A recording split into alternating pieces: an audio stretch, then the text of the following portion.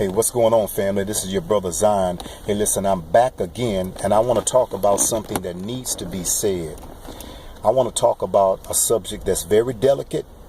Nonetheless, it affects millions of men. You know, statistics say that 1 out of 4 men were victims of sexual assault, some molestation, some sexual crime, or something of a sexual nature that was perpetrated against them. And these men, you would never even know it. They would never tell you. They hold power positions. They drive powerful cars. They're just powerful in appearance, but you would never know it. But some of them suffer in silence. Some of them are suffocating even in the midst of the money that they make, the affluence that they have, the cars that they drive, the financial portfolio that they possess. They're suffocating in silence.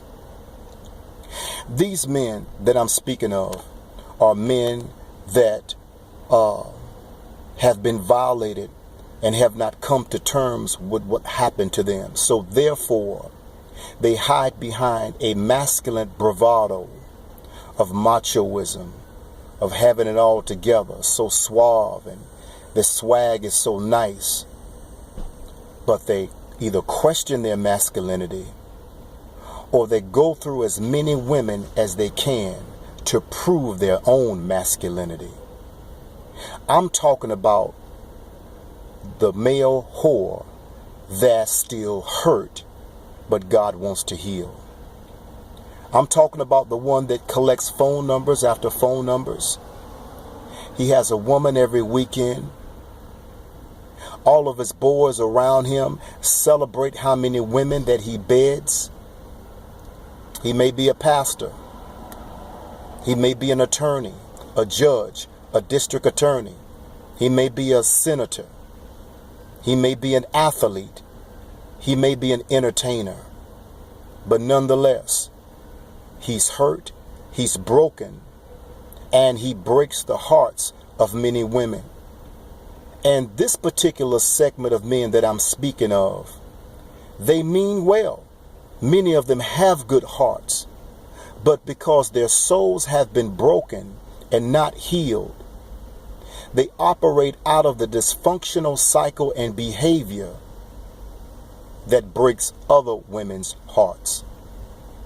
So I just want to tell you this morning that there is a remedy. There is a cure. And that cure is called coming to terms with ourselves, that Christ can heal us. We can no longer hide behind our talents, our giftings. We can no longer hide behind our cars. We can no longer hide behind our money. We have to come to terms with what happened to us.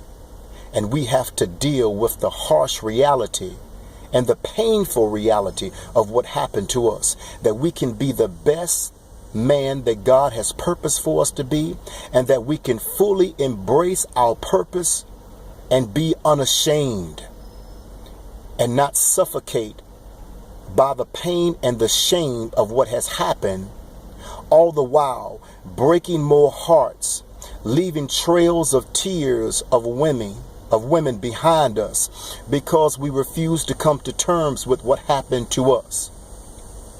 So I just want to give you a word of encouragement on the day and talk about this sector of men that do exist unbeknownst to you. Maybe your father, maybe your grandfather, maybe your uncle, maybe your boyfriend, maybe your husband, maybe your nephew, maybe your pastor, but they do exist. And I do believe that God wants us to be totally healed, totally free, so that we can be the builders of our community rather than destroyers. Peace and blessings. Love you to life.